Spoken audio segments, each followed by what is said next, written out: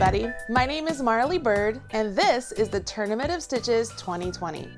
In this video, we will learn section 1 of the knitting version of this pattern. This pattern is a free pattern available at marleybird.com. I will put a link to the pattern in the video description box right down there below this video. And while you're down there, please smash that like button, as my kids say. Once you have this pattern up on your computer or print it out for yourself, you can follow along with me today. Go ahead and grab your 3 different colors of chic sheep yarn or any worsted weight yarn you want to use. Make sure that the colors are contrasting though, and I do not recommend a variegated yarn. I would use solids, semi-solids, or even a very long color changing ombre color for this particular project. All those details are written on that same page that I've linked below, so if you have any questions, make sure you check out the full list of materials and all the notes and suggestions I have made in that particular post. I'm going to assume that you already have that pattern and you're ready to get started, so let's just jump in. I'm going to walk you through how to read this chart and how to do these beautiful mosaic stitches. And away we go. This would be considered the tip off. This is the chart for section 1. You should have this chart in front of you, whether it's on your tablet, on your computer, or you've printed it off like mine. There are also written instructions for this pattern that you could follow along with, but in the video I will be referring to the chart only. The first thing you want to do is cast on a total of 42 stitches. So we're going to start reading the chart down here where it says number 1, and we will cast on 42 stitches with our color A. Then you will knit every single row for 10 rows. So we're going to do a section of garter stitch for 10 rows. It's on row 11 that things change up a little bit, okay? So with your size 8 needles or your smaller of your needles, you will cast on 42 and knit 10 rows. Then you will knit 2 rows with your color B, okay? So you knit 2 rows with your color B. It's when we get to row 13 that we must change to a larger needle and we begin to introduce slipped stitches into our pattern. I know there are some of you out there who have never worked slip stitches in a mosaic stitch pattern, and I don't want you to have any fear. It's really quite simple. As we follow along this chart, let's look just at row 13. This is the row we're going to follow working this direction, and you'll notice it has a 14 out there. That's because we're going to work back along this same row for row 14. We will work this particular set of squares twice. We'll go that direction, turn our work, and then we'll read our work back this direction. For row 13, we will knit 2 stitches with C, we'll knit 3 more stitches with C, and then we will slip color B, because color B will be on our needle because we knit it down here when we did rows 11 and 12. When we slip that stitch, we'll make sure that our yarn is on the wrong side of the fabric. Then we will knit 3 stitches with C, and we'll slip 1, 2, 3, 4, 5, 6 stitches with B. Then we'll knit 3 with C, slip 1 with B, and then knit 1, 2, 3, 4 with C, slip 1 with B, knit 3 with C, knit or slip 1, 2, 3, 4, 5, 6 with B, so on and so forth. When we get to the end, we'll turn our work, and as we work back, when we get to that slipped stitch, we will slip it again and make sure that our float or our yarn is on the wrong side of the work. That way we don't accidentally get a float on the right side of our work. I know this might seem confusing right now, but as I work these stitches on my needle, it will become very clear. So let's go ahead, jump in and do that. I have gone ahead and I did a long tail cast on and I knit my 10 rows with my color A. I have also knit my row 11 and 12 with my color B. You'll notice I have cut my color A. Okay, I cut my color A, but I will not be cutting my color B. I will be carrying up my color B along the side. It's time for me to switch to a larger needle and add in my color C. So whenever I add a new color, I always tie it to the old color And I can go back later on and untie that little bit of a knot there that I created before I weave in my ends. But I feel like that just makes my knitting experience so much better when I have the tail attached to something. Okay, so I'm going to go ahead and get started. I have this big clump of yarn here. And we will begin here with row 13. And remember, we're reading row 13 from right to left. We are also switching over to our larger set of needles. So I have my smaller set right here.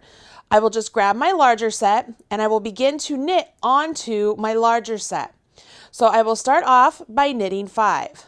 So 1, 2, 3, 4, and 5. This is where I need to slip a stitch. So I want to make sure my yarn is in back because that's my wrong side. Go into the stitch as if to purl and slip it over. Now I will knit 3. 1, 2, and 3.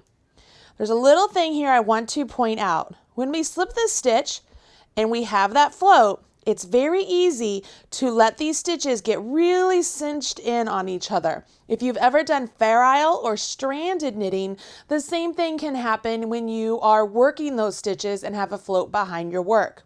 So as you slip these stitches, it's important that you make sure the distance between your stitches remains consistent and not too snug. If you don't, your stitches in this section will begin to cinch in on themselves and your garter stitch will be too wide. Okay, so you want to make sure you're very consistent with it. That's also why we are transferring over to a larger needle for the mosaic section. The basic garter stitch section down here tends to work up to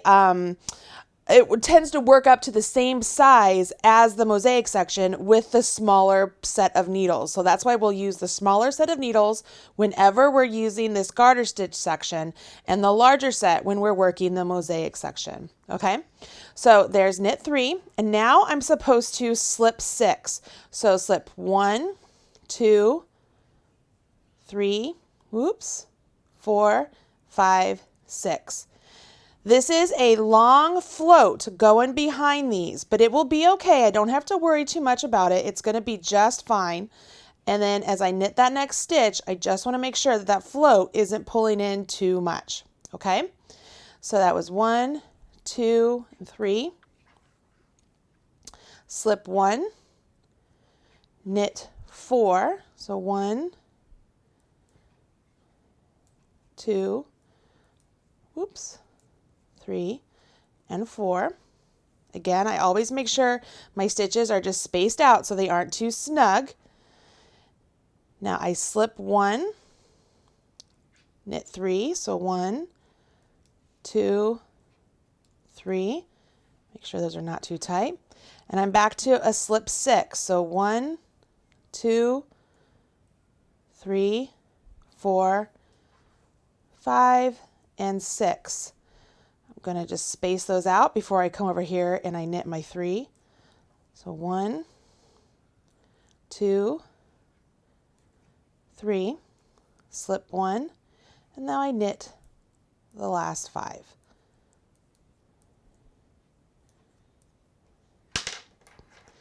Well, I have one more here to do. Or 2 more. Let's see, there's 1 and, oh goodness, 2. All right, so this needle I'm just going to set aside and I won't use it again until I get to another garter stitch section. But you can see here I have all the stitches. They're now on my larger needle and all of my floats are on the opposite side of my work. Okay, they're on the opposite side of my work. Now I will turn my work and this time I'm going to read my chart. Let me bring my chart in here so you can follow along with me here. This time I'm going to read my chart in this direction. The same set of instructions. I'm just reading it back the other way. Okay, are you ready to jump in and do this? I know you can do it. Just be patient with yourself. We start off by knitting the first 5 and we are keeping these in garter stitch also. Okay, so these are still in garter stitch with the exception of the slipped stitches. You'll see what I mean. I'm coming to my white stitch here, and I can look at my chart and I know that that stitch needs to be slipped. Or if I don't look at my chart, I can see that I'm working with my gray yarn and I'm on my wrong side row. So as I'm coming back, I automatically know that if I'm looking at my opposite color, my color B, I'm going to be slipping it. But this is where I want to be careful. I want to make sure I bring my yarn towards me because I want this float on the right side, and I'm going to slip this as if to purl. Okay, then I bring my yarn back to the back. Make sure my float is nice and loose, and I will knit to where my next slip stitch is. See what I mean? So I bring my yarn back towards me, and I'm going to slip the next 6 stitches. 1, 2, 3, 4, 5, and 6. Let me float these across. Remember, we are working in garter stitch. We are not working in stockinette. So you might be in a habit of wanting to purl these stitches, but keep them in garter, okay? And be cautious. Make sure you are spacing those out so that they don't get all tight on you, okay? Especially this one here. The one when you have to slip the 6, like you don't have to do this very often, but these are the ones you really want to make sure you don't get those pulled really super tight. Then always bring your yarn back to the back before you do those knits. Okay? Almost to the end here. When I get to the end of the row, I will be switching colors. All right, so let's knit that last one. There we go. So I'm at the end of my row here, and I will be switching colors. So let me turn my work. If I take my work here and put it up against my chart, this work should resemble that first row of the mosaic stitches. Okay, so I have 5 of the gray, 1 of my white, 3 of the gray, 6 of my white, 3 of the gray, 1 of my white, 4 of the gray, 1 of my white, 3 of the gray, 6 of the white, 3 of the gray, 1 of the white, 5 of the gray. See how that works up? Congratulations, you've got the first part done. The good news is it's really just like this the whole rest of the pattern. But let's go ahead and take a look at a couple things I want to point out. We've just finished rows 13 and 14, so now we will continue on with rows 15 and 16. And remember, we will read the chart in this direction, and then we read the same row coming back in this direction. I also want to point out that, do you notice that every other row of this chart, so every odd row, so to speak, so every time we get back over here to the right side of the chart, we change colors to begin with. We started off with our color B, and then we start off with our color C, and then we start off with our color B, and then we start off with our color C. This is a great way for you to keep track of what color you should be working with along the row. So if we just finished with row 13 and 14, and we were using our gray color, for row 15, we are going to go to our white color. Now, we kept that white color attached to our work, remember? So I have my gray over here. All I want to do is I will drop my old color and pick up my new. Now I can decide to drop my old color in back and pick up my new in front, or drop my old color in front and pick up my new in back. It's up to you, just be consistent with it. I like to drop my old color in back and pick up my new. So that way it looks a little something like this. Okay, that's all I need to do. Now I just continue on working in my pattern. So for row 15, I start off with a white, and then I jump right into a slip stitch, and I'm on the right side of my fabric. So I will go into the stitch as if to purl and slip it with my yarn and back. Now for the next stitch, I will knit 2 stitches, and I'm knitting 2 stitches of just my white one. I get to the next stitch and I'm going to slip it. So I go in as if to purl and slip it. Float that along the back. Now I knit 3 stitches. 1, 2, and 3. Did you notice that I just knit that stitch that we had slipped for 2 rows? Okay, so now it's now knitted into the fabric, but now I've slipped these 2 stitches. Okay, so now I've knit 3. I will slip 1. Oops, I almost did that wrong. Slip 1 with my yarn in back. Now I'm going to knit all 6 of these.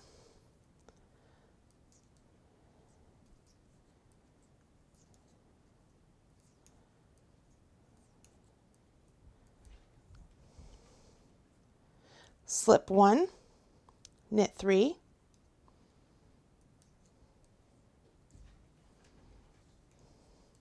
slip 1, knit 2, slip 1, knit 3,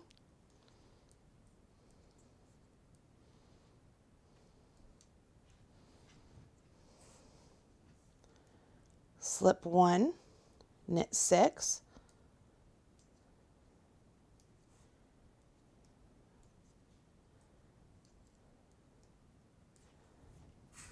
get some more yarn coming out here.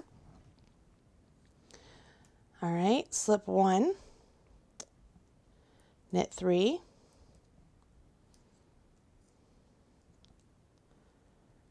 and then slip 1, knit 2,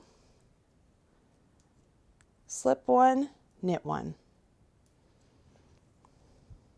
There we are. That is the finish of, that would be row 15. So I turn my work and I completely ignore my gray that's attached down here. It's just hanging out down there. So I turn my work and I will go back. Let's look at my chart again for those of you who need to follow along here. I've worked all the way down row 15. So now I'm going to start down here where it says number 16 and I'm going to come all the way back this way.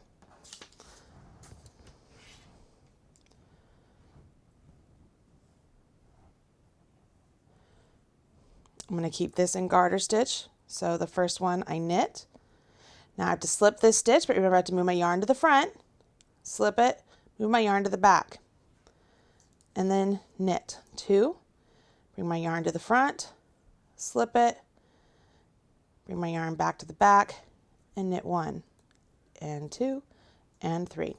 This is also my wrong side row, so whenever I see the opposite color than I'm using, I know that I'm just supposed to slip those stitches. So on this row, I really don't have to look too much at the chart. I just make sure I knit whatever the color is that I'm knitting with and slip the ones that are the opposite color. Once you get to the end of the row, simply turn your work and it's time to change colors again. Drop your old color and pick up your new, and we will carry on now with row 17.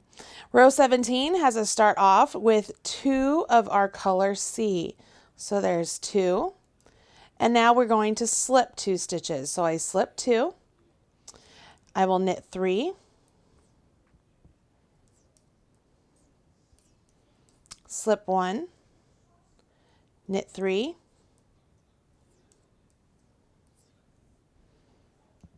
slip 2. Always slip as if to purl, you guys, just by the way. And knit 3. I'm pretty sure I said that earlier, but I want to make sure I do reiterate that. Slip 1, knit 3, slip 2, knit 3, slip 1, knit 3, slip 2, knit 3, slip 1, knit 3,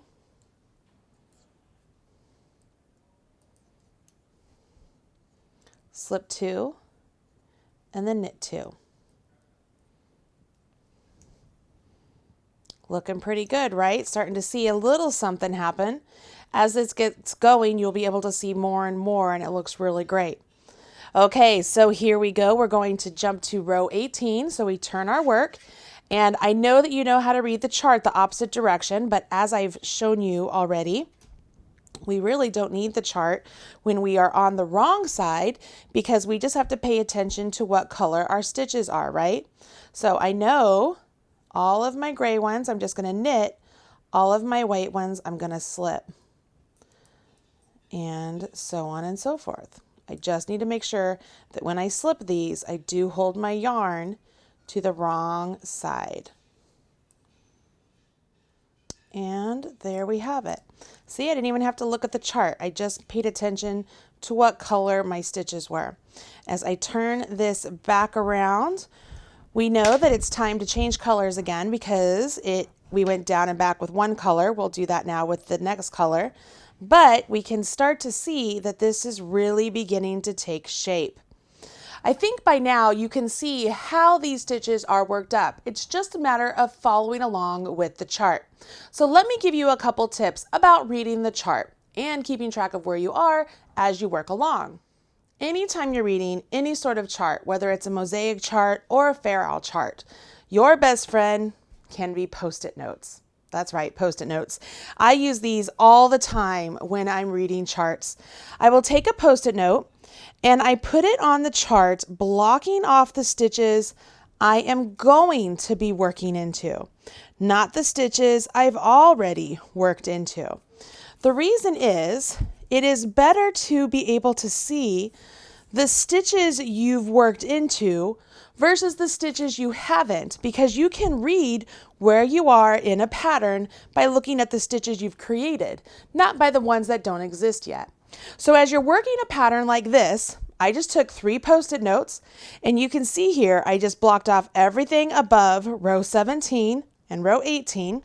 And when this row is complete, I'll take these Post-it notes, take them off,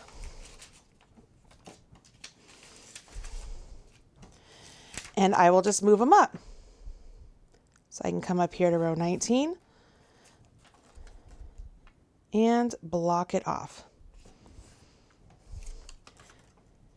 It's also very handy because if you need to make any sort of a change, you can write on the Post-it notes. You don't ruin your pattern. It just becomes very, very handy. Now, don't forget, as you're reading this chart, the first stitch of these rows lets you know what color you should be working with. And that goes doubly over here if you're on the wrong side row. You can see on row 20, I'm supposed to use my white. That's the color I will use on that entire row. On these particular charts, you can also tell what color you're supposed to use because those colors don't have the symbol for a slip stitch in it. We're going to slip the opposite color. See how easy that is? Charts can really be your friend. Having said that, we have taken the time to write out the instructions for these charts, so that way you don't have to hesitate with this project if you've never read charts before. It's also a way for you to double check and make sure you're doing your work as indicated. So to complete this section of the Tournament of Stitches, you must do this. Complete this entire chart. When you get to row 47, not only will you be using color B only, but you will go back to your smaller set of needles. So on row 47, transfer back to your smaller set of needles as you knit that entire row and you knit your entire row of 48. After you get to row 47, you can also cut your color C. You won't need color C for the first part of section 2. Once all that is complete, you move on to section 2 of the Tournament of Stitches. Don't forget to hit that like button so other people know you are participating with this fun event that we host every year on the marleybird.com website, and let me know what colors you are using for your project this year. I'm so excited to go on this adventure with all of you. I'll talk to you soon. Bye. Thanks so much for joining me on the Marley Bird YouTube channel. If you liked what you saw, don't forget to hit subscribe. I've put a link right over there, or you can watch a couple of the videos I've already selected for you right down there. If you want to follow me on social media, I've put my links right over there. You could have all Marley all the time. Bye guys.